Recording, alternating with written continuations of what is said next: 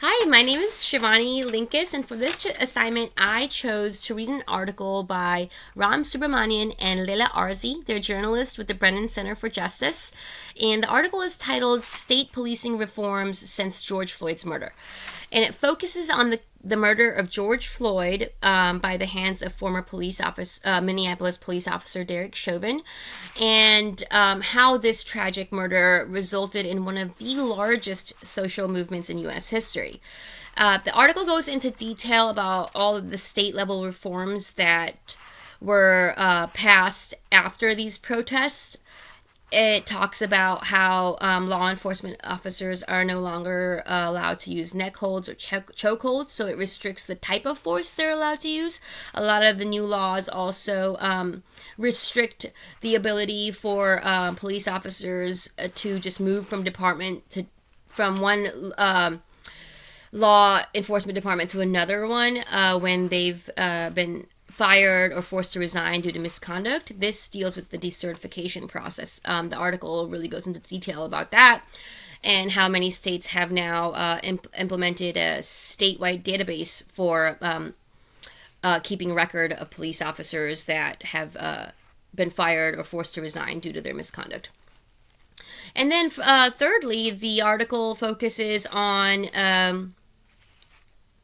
the fact that a lot of states have started negotiating with local governments about changing the way they police their communities.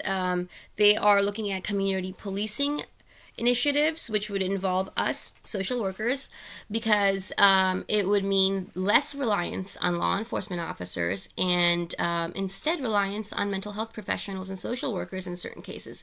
For example, a lot of police officers are not trained to respond to like a mental health call or a drug addiction related call or like poverty related, homelessness related issues. A lot of times law enforcement officers will show up to these situations and they will do what they're trained to do, which is make sure that the person is not breaking any rules, and if they are, they'll arrest and detain them and put them in jail. And if there's any kind of resistance by these mentally ill people or the drug addict or the homeless person, then sometimes these people become victims of police violence because police are trained to protect themselves and to apprehend individuals. So it's really dangerous to put police officers in those situations without social workers. So I'm really glad this is happening.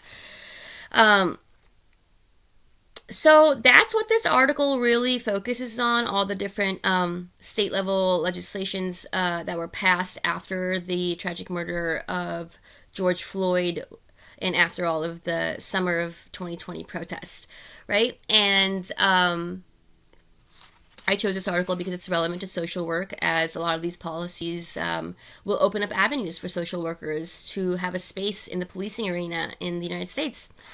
So I decided to apply conflict theory to the events described in this article. I chose to apply social conflict theory because I think it's a perfect fit. So I'm going to start off by just telling you that conflict theory is a theory that looks at society as a competition, constant competition for limited resources, right? And it was originated by Karl Marx, but many other sociologists, economists, philosophers have expounded on this theory. And so conflict theory believes that conflict is what leads to actual structural change, and without conflict you can't have structural change. So therefore conflict theory would support the Black Lives Matter protest of 2020, and it would see them as necessary to create a better society. It would say that the power imbalance between the two classes that have tension here, the law enforcement officers and the subordinate class of Black, Indigenous people of color who have been oppressed and negatively impacted by the power held by the law enforcement officers, is what caused these protests. And that's true. That's very true. So that's why I chose conflict theory. And conflict theory has proven to be right about the fact that conflict is needed to create change. You can see that with the fact that we didn't see these kind of state level reforms, even though these police killings have been going on for years. We didn't see massive sweeping state level reforms until there was huge protests and riots in 2020, and that's the conflict that social conflict theory is kind of talking about. That conflict is necessary to create change, and so I chose this article because it's a perfect example of a conflict occurring, and then that conflict in turn creating structural change and redistributing power from the people at the top to back to the subordinate class at the bottom. So I could expand a little bit more on conflict theory. I have a lot to say about it, but it's sort of a stretch, and maybe I just want to just put a disclaimer. I don't think that all police officers are bad. I have friends that are police officers, and I've been helped by police officers, so I'm just applying the theory here. And according to conflict theory, police are trained by the people at the top to view young minority people, especially Black, Indigenous people of color, especially the males in that group, as potentially dangerous. They have been trained to view them as people who will probably refuse to subordinate themselves to the police and authority. They are chronically unemployed. They are a drain on society.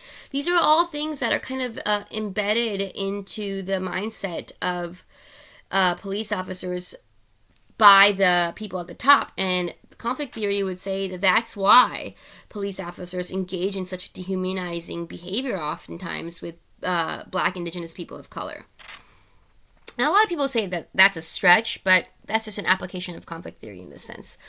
Conflict theory would also argue that because police are trained to believe that these segments of the population disdain the law and those sworn to uphold it, they will see these young men as the enemy. I mean, that's how police are trained, right? A lot of police officers are former military as well. So when you are trained to see anyone that does not immediately subordinate themselves to you as the enemy, then you're going to engage in dehumanizing behavior. So that's a little extra explanation of conflict theory.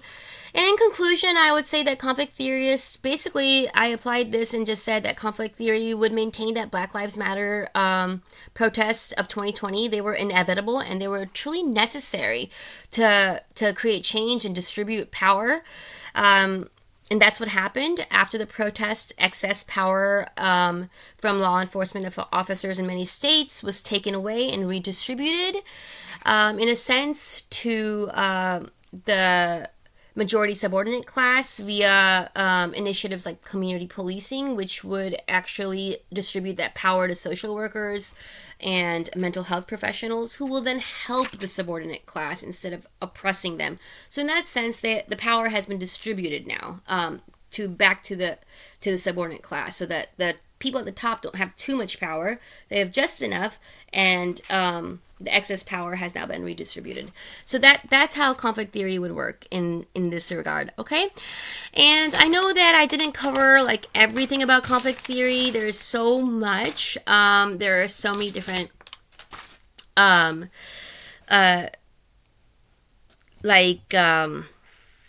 people that have expounded on it, and there's so many applications of it, and I think that I could talk about it for hours, but I'll stop now. Okay? Thank you.